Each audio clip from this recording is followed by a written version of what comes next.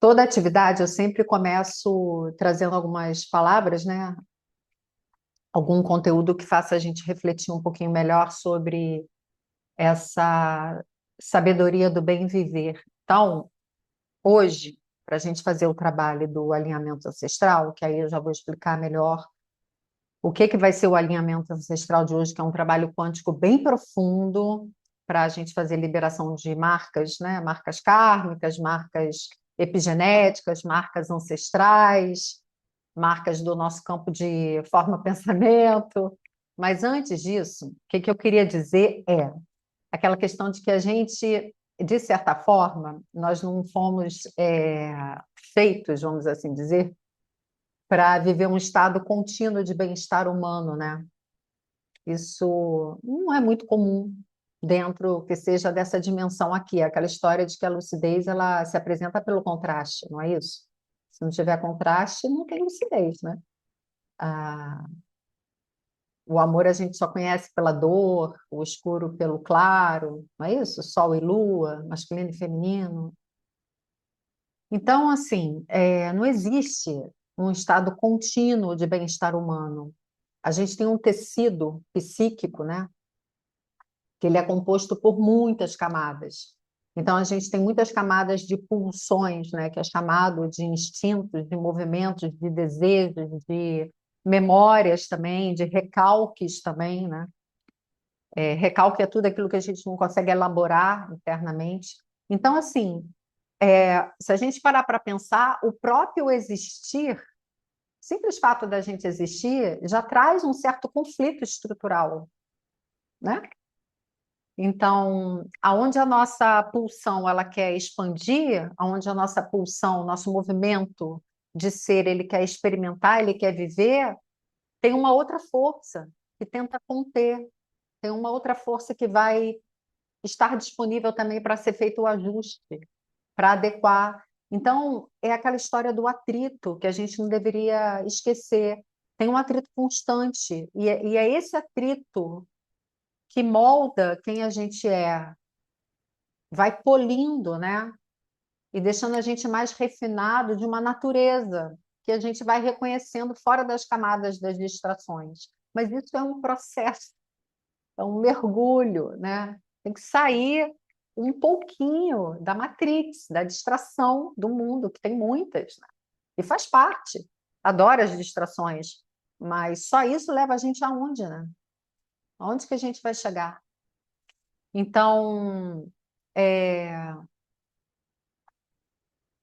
Freud, ele chamou essa questão, esse atrito constante, né, que vai moldando quem a gente é, de mal-estar da civilização. Eu acho muito bem empregado, sabe? Mal-estar da civilização.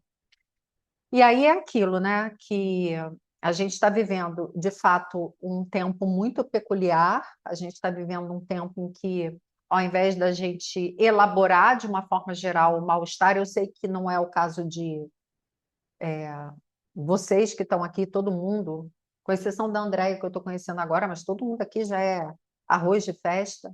Cris, mais nova, mas também entrou mergulhando com tudo, né? Então, assim, a gente está vivendo um tempo muito peculiar, um tempo que, ao invés da gente elaborar o mal-estar, a gente pede resposta pronta, né? Tá tudo pronto. A um clique está pronto. A um clique tem uma comida. A um clique tem um date, né? A um clique tem um suplemento. Tipo assim. Então, acaba que a gente, sem perceber, isso vai mudando uma estrutura de comportamento do ser humano. Óbvio, a gente está vivendo uma geração com impactos e sintomas de novos comportamentos devido a esse tempo peculiar que a gente está vivendo. Não vou entrar em detalhes, mas vocês já pegaram, né, sobre o que eu quero dizer dessa aceleração. E aí, muitas vezes, a gente vê as pessoas que querem uma resposta pronta de tudo. Então, a gente vai terceirizando sabedoria, sabe? Sabedoria interna, que acontece através de experiência, de mergulho profundo. E aí a gente vai muitas vezes transferindo para uma outra pessoa esse poder do saber, que a gente tem o poder do saber. A gente tem, sabe aquela coisa, nossa, O famoso tá ruim, mas tá bom, isso é um saber, só que a gente escolhe continuar no tá ruim, seja pelo motivo que for, não é uma crítica, né? Quem sou eu? Tenho todas as minhas camadas também, mas assim, tá ruim, mas tá bom? Não, não tá bom, tá ruim. Você que ilude, que quer que fique bom, né? Então, a gente vai transferindo para terceiros um saber também, que é claro que terceiros bem indicados, como euzinho aqui, que eu posso ajudar vocês, é um iluminador, é um direcionador, mas, a gente pode saber também, em uma boa dose, o que que a gente faz, qual é o caminho certo, né? Seria muito importante a gente acessar a nossa sabedoria para a gente não transferir para o outro aquilo que tem que ser decidido por mim, sabe? Porque o que que acontece com isso? A gente vai se distanciando da gente, a gente vai perdendo a intimidade com a nossa própria alma, que é onde tem a sabedoria, né? A sabedoria do espírito está na alma, né? Então a gente vai esquecendo que existe um eu anterior ao medo. Então, esse eu hoje, que tem medo, que tem angústia, que tem compressão, que tem ansiedade, que tem confusão, não é diminuir isso que a gente sente. Isso, ok, está acontecendo, mas existe um eu anterior a isso. Um eu anterior à dúvida, existe um eu anterior à dor. Claro, a pessoa ela não vai acessar esse eu límpido, claro, que consegue minimamente fazer uma autogestão quando já está no caos, quando já está na depressão. Ainda na melancolia a gente consegue. Então, quando a pessoa já está lá, na classificação, né, na definição de uma condição, é difícil mesmo. Mas a gente que está aqui, cara, que hora está aqui, hora está aqui, hora está aqui, está aqui, está aqui, está aqui, aí cai um pouquinho, está aqui, cai um pouquinho. É isso. A gente consegue, sabe? É fazer esse trabalho. Então, tem esse eu anterior a tudo isso que a gente pode resgatar, mas a gente tem que se dedicar, a gente tem que trabalhar para isso. Só distração é para fora, a gente sabe que é maravilhoso, mas depois dá o famoso vazio, né? E aí, quanto mais maravilhoso em determinados momentos e mais vazio, porque não se tem profundidade, maior vai ser o buraco, né? E aí a gente vai tendo um monte de sintoma. Então, ao mesmo tempo que a gente. E aí é engraçado, porque assim, ao mesmo tempo que a gente vive nessa civilização que parece estar sofrendo de um novo mal-estar, esse mal-estar, né, do que eu estou falando aqui, a gente tem uma civilização que também está sedenta por assistir um movimento de se pulsar livre no mundo, né? Quer ser livre. Mas as pessoas confundem liberdade com descarga, né? Verdade com brutalidade. O famoso que eu falei até ontem no grupo, a Cris estava do Caminhos do Coração, né? Esse grupo terapêutico que a gente tem, do sincericídio, né? Não, só sou sincero. Aquela história do caraca, você está querendo atacar quem, né? A gente pode falar qualquer coisa com educação, né? Sincericídio. Então, verdade com brutalidade, né? Força com violência. A gente vai confundindo isso. A gente vai confundindo o sagrado com o consumo, né? A gente vai confundindo tanta coisa, beleza com deformação, e por aí vai, né? Então, assim, existe uma mistura aí. E existe, claro, uma mistura que também vai trazendo para a gente uma desconexão da nossa segurança interna. Por quê? Porque a gente, nesse processo, tá? A gente vai. Isso tudo faz parte do trabalho, tá, gente? Quando eu começo a falar sobre tudo isso antes do trabalho em si, é porque eu estou provocando vocês a trazer um conteúdo psíquico. Eu estou mexendo com a consciência de vocês para que o inconsciente fique sensibilizado ao trabalho que vai ocorrer. Não é só chegar, deitar e pá, acabou. Né? Então, tem um movimento antes para ser feito que vai ser feito daqui a pouco. Né? Então, a gente vai, nesse processo todo de desconexão, a gente vai esperando cada vez mais que alguém comece a dar uma validação para a gente. A gente vai esperando cada vez, porque a gente está desconectado da gente, então a gente vai esperando que alguém dê um mapa para a gente, alguém dê uma permissão de alguma coisa. Então a gente vai esperando que venha uma segurança de fora, não é? Quando na realidade ela sempre esteve entre duas partes que são muito preciosas, que alinha com esse trabalho, que eu acho muito importante, que é o eu criança e o eu adulto. O que que a criança sentiu, que tem uma correlação direta com a minha ancestralidade, meus cuidadores, meu pai, minha mãe.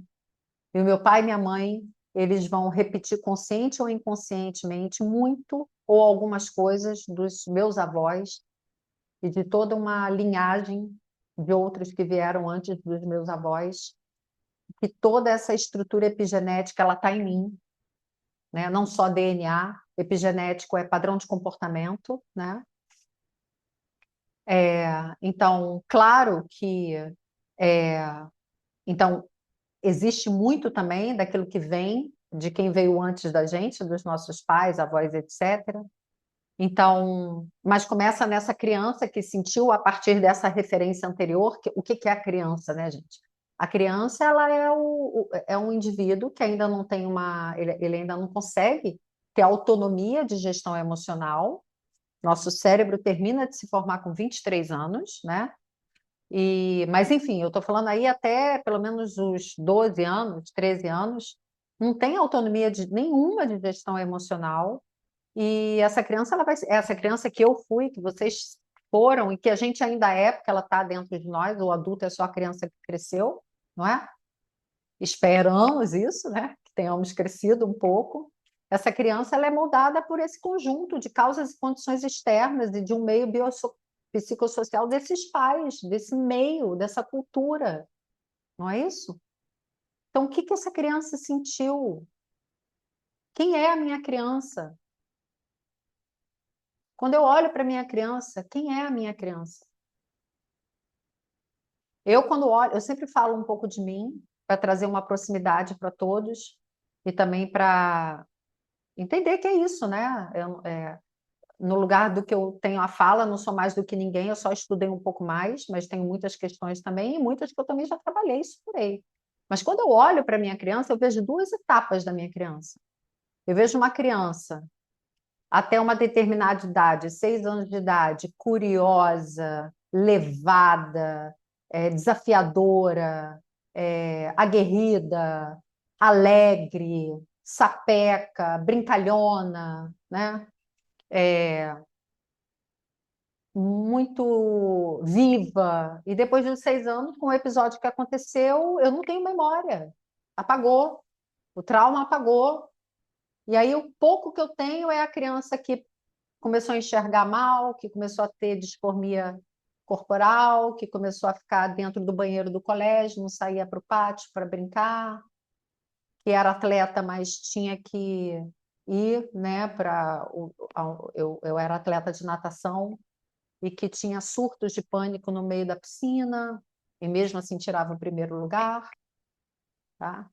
Então, assim, só que eu consigo olhar para isso hoje. E eu, como adulta, eu consigo olhar essa adulta que sustenta o quê? Eu sustento a criança apagada ou eu resgato a criança alegre? Quem me conhece mais proximamente sabe que eu tenho uma coisa, eu sou intensa, profunda, mas eu sou muito alegre, né? Eu tenho uma coisa meio eternamente jovem, né, de criança. Então, quem é que integra isso? É o self, que é isso que se forma entre um e outro. Então, estou provocando vocês a olhar para isso, sabe? Tá? Esse é o primeiro ponto. Segundo ponto, quando a gente começa a olhar para tudo isso, que é o quê? É um mal-estar que ele é inevitável na nossa existência, né? É inevitável. A gente tem que tomar muito cuidado para a gente, mais uma vez, não transferir é, aquilo tudo que aconteceu comigo por culpa do outro, eu adulto. O adulto, aí tem aquela frase sistêmica que eu adoro, que é: o adulto resolve, a criança reclama. Se eu, adulto, estou apontando para fora, me colocando como vítima, uma coisa é uma condição, sei lá, teve um desastre de avião. A pessoa estava dentro do avião, o avião caiu. Puta que pariu, né? Muito difícil uma pessoa dessa não ter trauma. Ela, uma fatalidade horrorosa, ela sobrevivendo. Mas ainda assim, né, isso é bem freudiano. O que que se faz com aquilo que aconteceu com você? Porque a mesma pessoa que caiu no avião, ela pode não transferir a culpa para Deus, né? Por que Deus? Acho que Deus fez o teu avião cair, meu Deus do céu. Né? As crenças que vêm, aí fica revoltado. Eu não estou diminuindo quando a gente entra nesse lugar. Eu já estive nesse lugar, né? De ter muita revolta a algumas coisas que aconteceram. E já como adulta, reflexo do passado. Mas aquilo não me levou a lugar nenhum. Então, o que que eu faço com isso, né? Então, claro que a gente herda a marca, a gente carrega a memória emocional que a gente vai trabalhar no alinhamento quântico.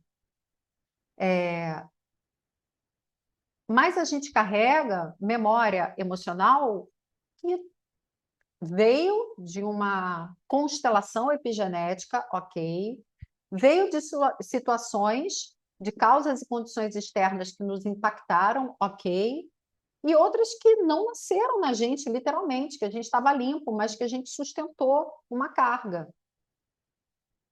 Entendem o que eu quero dizer? Que, assim, isso aqui que eu estou falando é para pessoas que têm uma condição psicoemocional equilibrada. Dá para escutar isso. Uma pessoa que está muito ali na revolta, na dor, que eu entendo, né? E às vezes tem gente que chega na terapia desse lugar. Eu não vou ter esse discurso, óbvio, né? Eu tenho que ter um outro discurso. Eu entendo.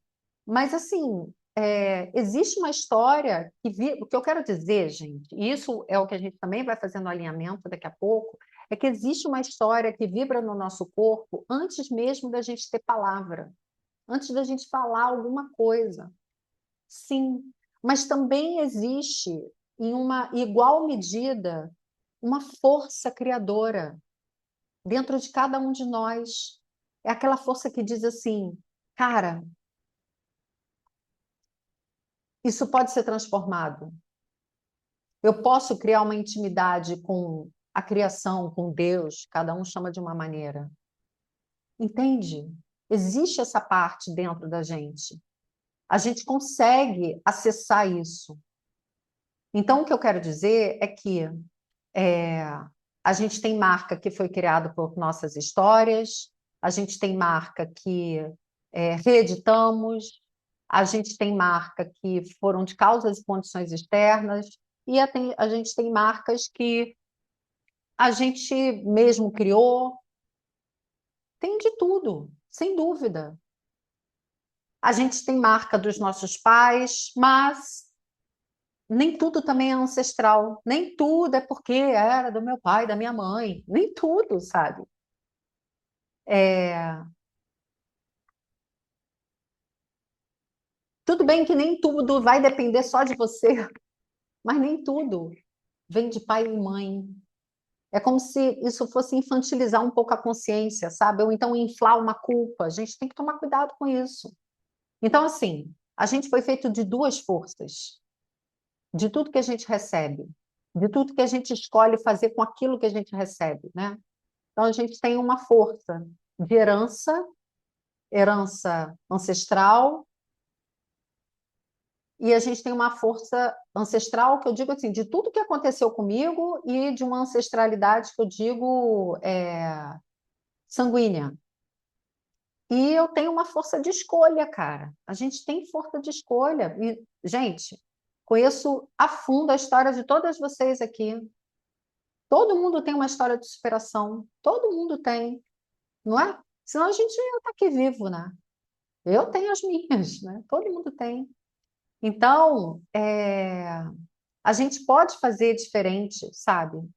A gente não nega o que veio antes, Importante a gente não romantizar também o que a gente viveu, eu acho, isso muito importante.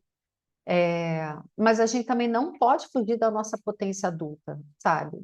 A gente não deveria esquecer que existe dentro de cada um de nós uma força absoluta, que quando a gente cria intimidade de falar com a criação, com Deus, cara, isso vem. Isso não tem nada a ver com religião. Eu não sou uma pessoa religiosa, como vocês sabem. Eu sou uma pessoa espiritualizada, é totalmente diferente, né? Religião é uma coisa, espiritualidade é outra. Mas vem. E sim, a gente tem uma criança dentro da gente que ainda precisa da nossa presença. A gente tem que olhar para essa nossa criança interna. Então, é um trabalho que é um trabalho de travessia, né? Aquela ponte entre o que a gente herdou disso tudo que eu estou falando e o que eu escolho viver, né? E aí, quando entra nesse lugar dessa intimidade com a criação, que eu estou dizendo aqui, né? Para finalizar, para a gente ir para o trabalho, eu vou nomear Deus, mas Deus no sentido da criação, da conexão, tá? Não Deus, o Deus católico, né? Então, assim, a intimidade com Deus, isso eu acho que é um dos pontos principais que eu queria trazer hoje, porque não é um lugar que se alcança, entende? Não é, é um lugar que se permite. É muito menos sobre dogma, é muito menos sobre regra, é muito menos sobre estrutura, né? É mais sobre um movimento interno de retorno, sabe? De aproximação, de escuta. Então, o que é intimidade, gente? Intimidade é quando o sagrado ele deixa de ser conceito e ele passa a ser experiência. Isso é o sagrado. Sai do conceito e vai para a experiência. Então, quando você percebe que Deus não está fora, ele não está, esse Deus aí, que cada um chama de uma forma, ele não está observando de longe, mas de dentro, porque é você respirando junto, né? É, sustentar, está sustentado por dentro, está sussurrando aqueles espaços onde a mente não alcança, sabe? Esse é o instante que o coração ele vai reconhecer que existe alguém que te guia. Alguma força que na minha, que pode assustar algumas pessoas, na minha visão, ateu, né? Ateu é quem não acredita em um Deus, o Deus dessa formatação. Eu acredito nas forças da natureza, da consciência, né? Mas Deus,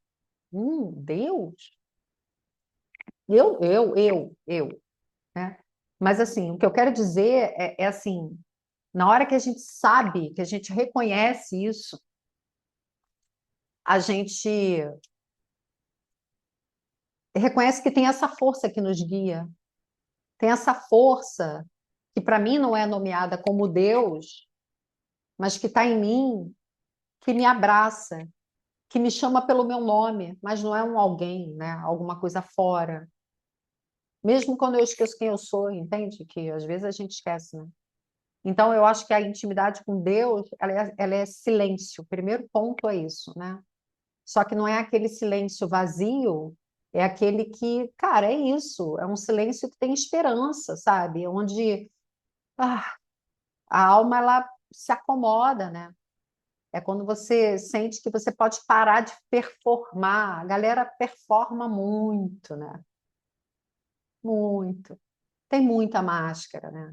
Claro, já tive as minhas, tem algumas, todo mundo tem, mas assim, tem uma sustentação over de máscara, né? Então é aquela história que a pessoa está o tempo todo querendo provar alguma coisa, para de provar, para de lutar, sabe? A presença do divino, ela tem alguma exigência, gente? O divino, divino mesmo, não é o divino que você só vai conseguir isso se você me der aquilo. Falando do suprassumo do divino. Não tem, cara. É puro. Então, intimidade com esse Deus é confiança, sabe? É entender mesmo que existe uma ordem amorosa. muito maior do que a lógica. Então, a gente se entrega, eu costumo dizer isso, e eu sempre fui uma pessoa muito assim, tipo, não me desafie, sabe? Não me desafia, porque aí eu vou fazer mesmo, né? Eu detesto jogo e disputa, mas não me desafie. É fogo falar isso, né? Mas durante muito tempo foi difícil para mim aprender o que que é o entregar, porque eu era daquela assim, tipo, não vou desistir. Quando eu quero realmente uma coisa mais saudável, né? Assim, não vou desistir, eu não vou desistir, não vou. Mas tem hora que a entrega, ela não é por desistência. A sabedoria da entrega, ela é por sabedoria. Uma sabedoria que fala, cara, relaxa, né? É saber. Eu estava muito falando hoje na terapia isso com o Naelton Guara, que é amigo da Guara também. É saber que nessa entrega, aquilo que é meu não precisa ser agarrado, entende? O que é nosso não tem que ser agarrado. Percebe? Aquela história, deixa bem livre, se voltar é teu. É isso mesmo, né? A gente só recebe, né? Então, a gente acessar também um pouco da nossa vulnerabilidade, porque intimidade com essa criação é vulnerabilidade, né? É quando a gente consegue dizer assim, cara, não sei, eu preciso de ajuda. Eu levei muito tempo para dizer que eu preciso de ajuda, até hoje é difícil eu falar que preciso de ajuda, mas venho aprendendo, né? Tá bom, aceito, estou cansada, né? E então é a gente poder dizer tudo isso e ainda assim a gente se sentir completamente amado, sabe? Então, com essa força, a conexão com essa força da criação, não tem medo da gente ser pequeno, porque essa grandeza, né, desse sagrado, ele alcança a gente, tá? E aí é isso, essa grande presença, ela vai estar dessa força desse Deus, ela vai estar nas pequenas coisas, ela vai estar na respiração, ela vai estar no corpo quentinho, ela vai estar no corpo que se cura, né? Na intuição que acende ali a luz vermelha, no vento, cara. Hoje bateu um vento aqui maravilhoso no meio desse calor. Falei, é o vento que acalma, né? Aqueles encontros que nos guiam. É isso. E é claro que intimidade com Deus é olhar para a própria história, é incluir as nossas dores, a gente vai olhando, a gente vai enxergando que cada linha tinha um fio de cuidado. Se a gente for fazer a leitura da história da nossa vida, não é isso? A gente percebe que em algum momento teve um cuidado, tá?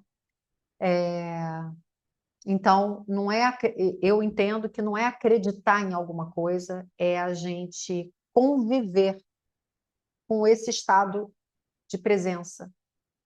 É aquela história, gente. Faça da vida de vocês um diálogo com o invisível o tempo todo.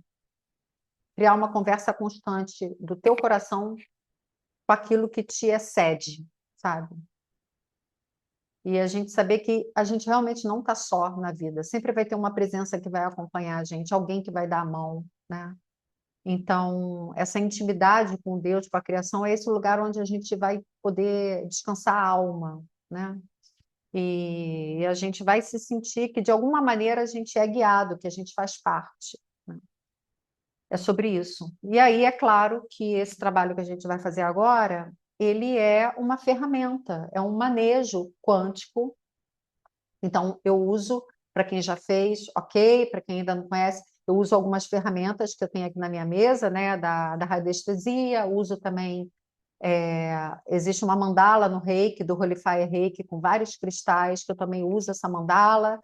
Eu vou fazendo alguns decretos. Sim, tem, de alguma forma, tem a minha força com meus guardiões, né? A minha força mediúnica também, mesmo à distância. Então, eu vou abrindo esse campo, vou dando comandos que vocês vão escutando, e eu vou fazendo aqui os movimentos, e vocês só têm que escutar, ficar deitado e receber. Só isso. É só isso. E quem já participou sabe que tem resultado, que é bom, que a gente fica muito mais leve. Não é milagroso, mas é um manejo que vai ajudar a gente a falar com Deus, sabe? A acreditar que tudo isso que eu estou fazendo, que eu não, né? Que eu trago é uma força, é uma energia, é invisível, né, gente? Então, é uma invisibilidade da minha conversa com a criação que conecta com a conversa da criação de vocês. Então, é vocês falarem com Deus de vocês, através do corpo, se mobilizando em novas frequências, tá? Então, chega de blá, blá, blá e vamos deitar.